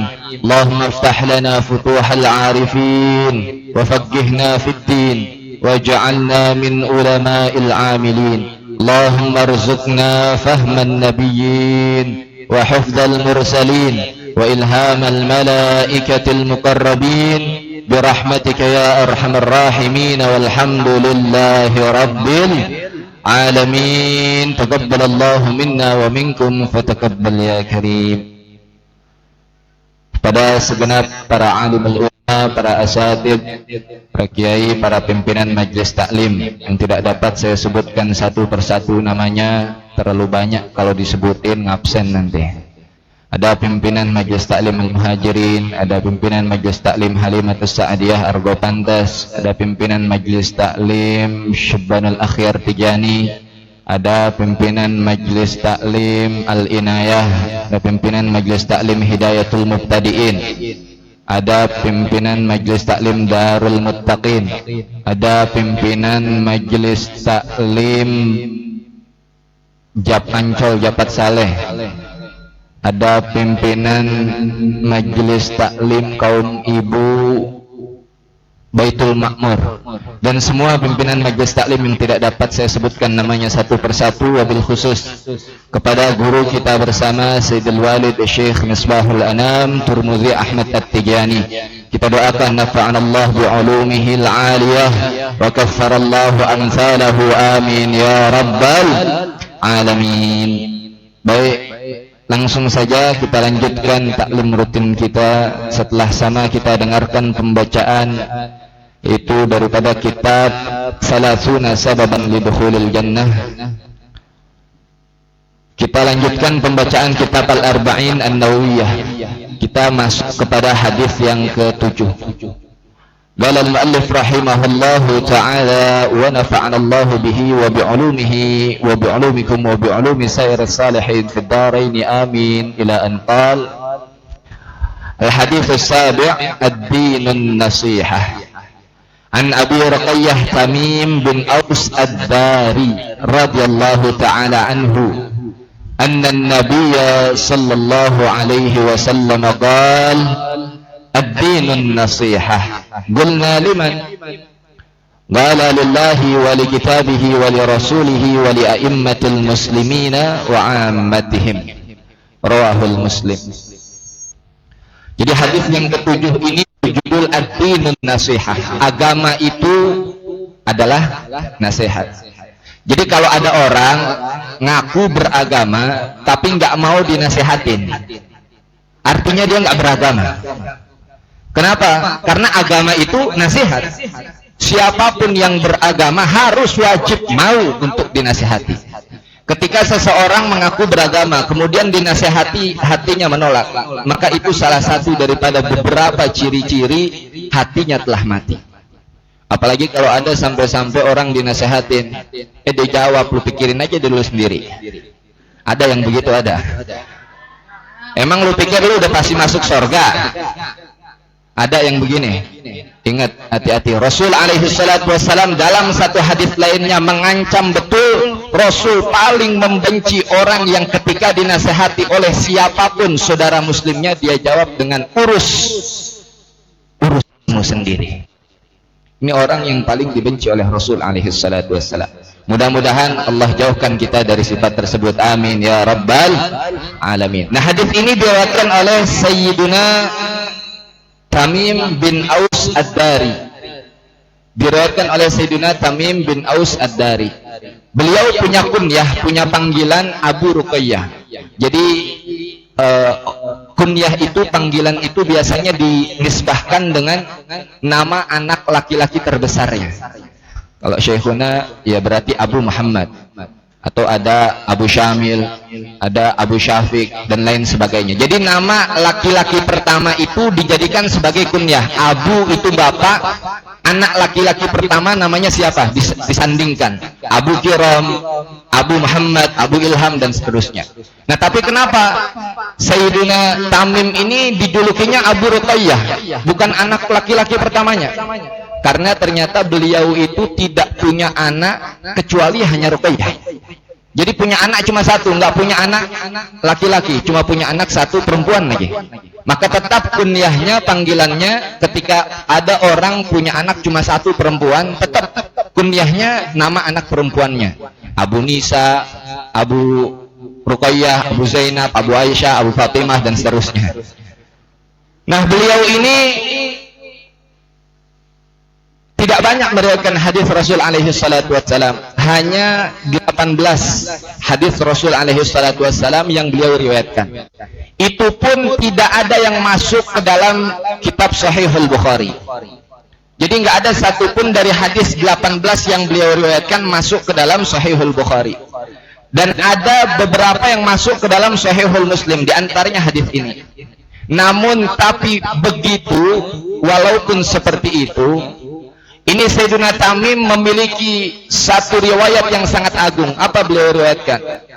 Jadi satu ketika Sayyidatuna Fatimah, beliau meriwayatkan hadis, kata beliau, aku salat berjamaah dengan Rasul, kemudian aku berada persis di shaf pertama daripada shaf perempuan. Setelah Rasul salat selesai wirid, Rasul langsung berdiri ke mimbar. Rasul katakan, apakah kau tahu kenapa aku kumpulkan engkau? Karena biasanya selesai wirid itu sahabat mundur untuk salat sunnah masing-masing. Ini Rasul nggak langsung berdiri untuk khutbah. Mereka nggak tahu, akhirnya apa? Rasul alaihi salatu wassalam menjawab, sesungguhnya tidaklah aku mengumpulkan kalian kecuali karena Sayyiduna Tamim. Kecuali karena Tamim, kata Rasul alaihi salatu wassalam, itu menceritakan sebuah kisah yang sangat menakjubkan yang sudah pernah aku ceritakan kepadamu. Cerita apa itu? Cerita tentang kedatangannya Masihud Dajjal. Ini kalau kita ceritakan sekarang itu rasanya ngena. Kenapa? Sebentar lagi kayaknya. Iya, makanya yang belum tobat, ayo mari bareng-bareng kita tobat. yang masih banyak dosa, yuk bareng-bareng kita minta ampun kepada Allah. Kenapa? Sayyiduna Tamim ini dalam satu riwayat, beliau itu saking ahli ibadahnya, satu malam saja dia lewatkan tanpa sholat tahajud, dia ganti 1 tahun gak pernah tidur. Bapak-bapak, ibu-ibu, saya mau tanya, berapa malam gak tahajud? Berapa malam gak tahajud, Pak? Yuk kita introspeksi diri masing-masing. Ini beliau 1 malam saja beliau nggak tahajud, 1 tahun diganti. Kenapa? Saking menyesalnya kehilangan 1 malam tahajud. Jadi orang lagi tahajud itu orang lagi bermusyafahah langsung dengan Allah Subhanahu Wa Taala, lagi berhadap-hadapan, lagi bertemu dengan Allah Subhanahu Wa Taala. Walaupun mata kita nggak bisa lihat, kenapa? Terlalu banyak dosanya, tertutup oleh dosa, saking tebalnya dosa nggak bisa. Memandang cahayanya saja nggak bisa, meskipun nggak ada yang bisa melihat Rasul alaihi salatu wassalam kecuali melihat Allah Subhanahu Wa Taala kecuali Rasul alaihi salatu wassalam. Tapi setidaknya cahayanya saja kita nggak mampu. Kenapa? Saking banyak dosa-dosa yang kita perbuat. Ini beliau meninggalkan 1 malam diganti 1 tahun. Berapa malam? 360 malam diganti. 1 malam diganti 360. Kalau kita ninggalin 1 minggu, kaliin deh 360 kali 7. Itu beliau. Makanya sangat menganehkan kalau tahu-tahu ujuk-ujuk ini akhir zaman ada sekelompok saudara muslim kita. Ini namanya tahu-tahu muncul Syiah. Dikit-dikit sahabat dikafirin, dikit-dikit sahabat laknatullah alaih, dikit-dikit sahabat disyirik-syiriki. Mereka sudah punya jasa apa untuk Islam? Mereka sudah punya ibadah apa yang sudah mereka lakukan untuk Allah Subhanahu Wa Taala? Ketemu Rasul kagak, ngebantuin Rasul kagak, mendirikan, menjayakan Islam belum tentu. Tahu-tahu sahabat yang betul-betul membantu Rasul alaihi salatu wassalam dikafir-kafirin. Ini gila, kurang ajar, nggak punya adab kepada para sahabat. Nah, jadi ketika itu Rasul menceritakan di atas mimbar, Rasul bilang, ini Tamim ini satu ketika dia lagi naik perahu bersama 30 orang. Dan naik perahu bersama 30 orang. Ini dalam satu riwayat di Pulau Syam, dalam satu riwayat di perairan Yaman. Jadi satu riwayat mengatakan di kelautan Syam, satu riwayat mengatakan di kelautan Yaman. Bersama dengan kaum Laham dan Juzam. Begitu lagi naik kapal, tahu-tahu keserang ombak. Jadi perjalanannya ganggu. Pindahlah mereka ke perahu-perahu kecil supaya apa? Untuk menyelamatkan dirinya. Begitu pindah, ombak udah tenang, dia sama-sama jalan menuju satu pulau kecil. Di pulau ini dia ngelihat satu binatang. Yang rambut di binatang itu penuh banget, sampai-sampai dikatakan aku nggak tahu mana kepalanya, mana duburnya, mana atasnya, mana bawahnya, nggak tahu. Kenapa? Saking lebatnya bulunya. Dia kaget, wailah, kata dia, nih celaka kamu nih. Kamu nih makhluk apa? Apakah kamu setan? Ini binatang jawab, kamu mau tahu aku ini jassasah. Ditanya lagi sama Sayyiduna Tamim, jassasah itu apa? Kamu mau tahu jassasah itu apa? Pergilah kau ke tempat beribadah sana. Di sana ada seorang laki-laki, temui. Begitu di saking cepet-cepetnya, kenapa? Udah takut. Ngelihat binatang sebegini modelnya, nggak kelihatan mana pala, mana dubur begitu. Udah saking penuh sama bulu, buru-buru dia. Begitu sampai lebih kaget lagi. Ternyata dia ngelihat seorang laki-laki yang tidak pernah dia lihat ada yang lebih besar daripada laki-laki itu. Dan tidak pernah dia lihat itu yang lebih disiksa, artinya dikurung betul-betul daripada laki-laki ini. Kenapa? Karena leher dan tangannya diikat. Jadi satu ikatan antara leher dengan tangan. Kemudian 2 lutut dengan 2 kaki diikat. Ini udah kayak orang dipasung tapi lebih parah. Kenapa? Orang dipasung kan tangannya sama lehernya nggak nyatu. Ini kalau nengok ya harus nengok semua. Nengok kiri, nengok semua. Akhirnya ini lebih bingung lagi, ditanya, wailak, celaka kamu nih. Siapakah gerangan engkau? Dijawab lagi, aku jassasah. Ini orang bingung. Sayyidina Tamim bingung. Tadi ketemu binatang jawab jasasah. Ketemu orang ini jawabnya jasasah lagi. Ada apa? Kata Sayyidina Tamim, aku tadi ngelihat binatang yang sampai-sampai aku nggak tahu mana kepala, mana kaki, mana kepala, mana dubur, saking penuh bulunya. Dia yang menyuruh aku untuk kemari, maka kami kemari semuanya.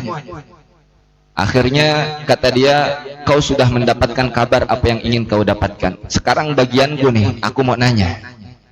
Ditanya katanya, kalian ini sebenarnya siapa? Kami ini orang Arab. Dijawab, kami ini orang Arab. Setelah dijawab kami ini orang Arab, ditanya lagi, kalau begitu aku mau tanya, itu kurma-kurma masih hidup nggak? Masih tumbuh nggak? Dijawab lagi, oh kurma masih subur, masih hidup, masih tumbuh, buahnya masih banyak. Kata si jasasah ini, bentar lagi, udah dekat waktunya, itu kurma nggak akan berbuah. Padahal kurma itu berbuahnya di mana? Di Jazirah Arab. Jadi salah satu daripada ciri-ciri kiamat adalah kurmanya nggak tumbuh lagi. Kemudian ditanya dengan pertanyaan kedua, aku mau tanya tentang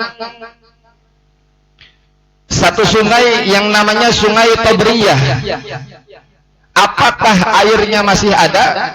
Dijawab sama ini orang, sama Sayyidina Tamim, oh airnya masih banyak, masih mengalir. Ditanya lagi sama jasasah, apakah penduduk sekitar masih mengairi tumbuhan tanaman mereka dengan air dari sungai tersebut?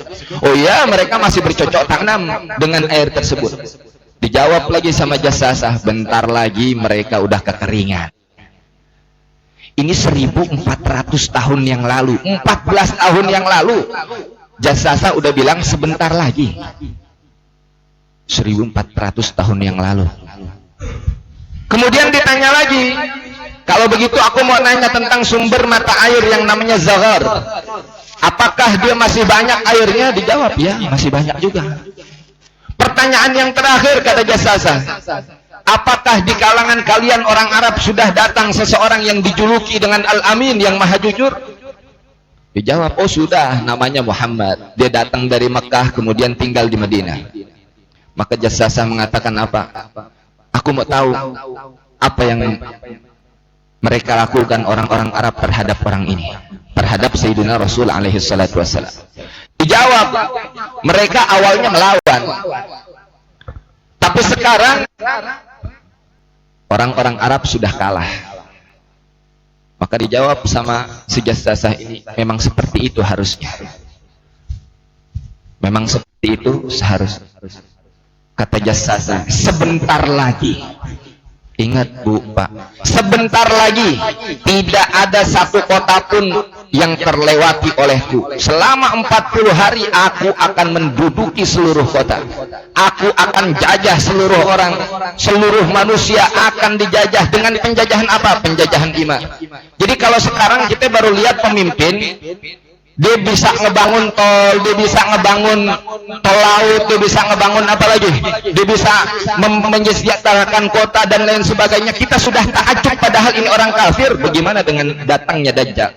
Dajjal, Pak Bu, kalau Bapak minta, saya mau istri saya dihidupkan, dihidupin. Kalau ibu minta, saya mau orang tua saya hidup lagi, dihidupin sama Dajjal. Ini kecil, orang kafir baru bisa mendirikan kota, kita sudah takjub, kita sudah wah hebat, apalagi dengan Dajjal. Syaratnya cuma satu, yang penting kau ikut aku. Mau ikut neraka apa mau ikut surga? Nerakanya Dajjal, surganya Allah. Surganya Dajjal, nerakanya Allah. Selama 40 hari kata beliau. Beliau mendengarkan kata Dajjal ini, kata jasasah, selama 40 hari aku akan duduki semua kota, kecuali, ada kecualinya, kecuali Makkah dan Madinah. Aku tidak bisa masuk ke Makkah Madinah. Setiap aku mau masuk ke Makkah Madinah, ada malaikat yang jagain bawa pedang. Aku nggak pernah menang lawan malaikat itu. Maka aku tidak bisa masuk ke dalam Makkah dan Madinah. Kenapa? Dua haram, dua tanah, dua kota yang disucikan oleh Allah Subhanahu wa ta'ala. Madinah karena ada jasad Rasul alaihi salatu wassalam dikuburkan di sana. Makkah karena ada karena ada tujuan kita, sesembahan kita yang Allah perintahkan untuk kita menyembah menghadap ke sana. Dua kota yang disucikan oleh Allah Subhanahu wa taala yang tidak bisa dimasuki oleh Dajjal. Ini Pak Bu, kejadiannya 1400 tahun yang lalu. Lalu bagaimana dengan sekarang? Sudah semakin dekat. Makanya ini belum masuk ke dalam hadisnya nih. Ini baru tentang perawinya. Baru tentang yang diriwayatkan oleh Sayyidina Tamim. Memang betul cuma 18 hadis, tapi di antara salah satu hadis yang diriwayatkan oleh beliau adalah hadis penting tentang datangnya akhir zaman nanti. Jadi kalau dari kemarin-kemarin ada satu kitab karangannya Habib Abu Bakar Al-Adni. Namanya Arkanuddin Ar-Rabi, rukun agama yang keempat. Apa itu? Al-Qiyamah, Yaumil Akhir. Selama ini ulama-ulama kita hanya menjelaskan rukun agama ada 3. Apa? Sesuai dengan hadisnya malaikat Jibril yang datang kepada Rasul alaihi salatu wassalam, diriwayatkan oleh Sayyidina Umar. Ditanya Islam itu apa? Dijawab. Iman itu apa? Dijawab. Ihsan itu apa? Dijawab. Tapi begitu pertanyaan terakhir, kapan datangnya kiamat?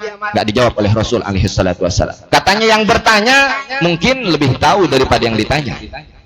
Maka Habib Abu Bakar Al-Adni menulis satu kitab tentang rukun agama yang keempat, karena hadis ini tentang rukun agama. Ada iman, ada Islam, ada ihsan, yang terakhir adalah kiamat. Inilah sekarang sudah mendekati. Jadi salah satu hadis dari 18 hadis itu hadis yang sangat penting untuk kita ketahui. Agar apa? Agar kita semua mempersiapkan diri kita baik-baik, matang-matang. Enggak sampai di situ. Ini Sayyidina Tamim, satu riwayat Rasul alaihi salatu wassalam mengatakan, kalau aku punya anak perempuan, jadi ketika itu Rasul ngomongnya belum punya anak, belum punya Sayyidah Fatimah. Kalau aku punya anak perempuan, kata Rasul alaihi salatu wassalam, la ankahtukaha, aku pasti akan menikahkan anak perempuanku denganmu. Kenapa? Saking abidnya, alimnya, solehnya Sayyidina Tamim. Akhirnya dinikahkanlah Sayyidina Tamim oleh seorang sahabat lain. Ini tentang perawinya. Apa kata Rasul alaihi salatu wassalam dalam hadis ini? Singkat saja, ad-dinun nasihah. Insyaallah penjelasannya bulan depan. Agama ini nasihat. Para sahabat yang mendengarkan bertanya, liman ya Rasulullah? Untuk siapa? Dijawab, lillah wali kitabihi wali rasulihi wali a'immatil mu'minin wa ammatihim. Ada 5 katanya. Untuk siapa aja? Untuk Allah, untuk kitabnya Allah, untuk rasulnya Allah, untuk pemimpin-pemimpin umat Islam, dan untuk orang Islam secara keseluruhan. Nasihatnya yang seperti apa? Insya Allah bulan depan kita jelaskan. Mungkin hanya ini yang dapat saya sampaikan. Kurang lebihnya mohon maaf. Ihdinas siratal mustaqim. Wassalamualaikum warahmatullahi wabarakatuh.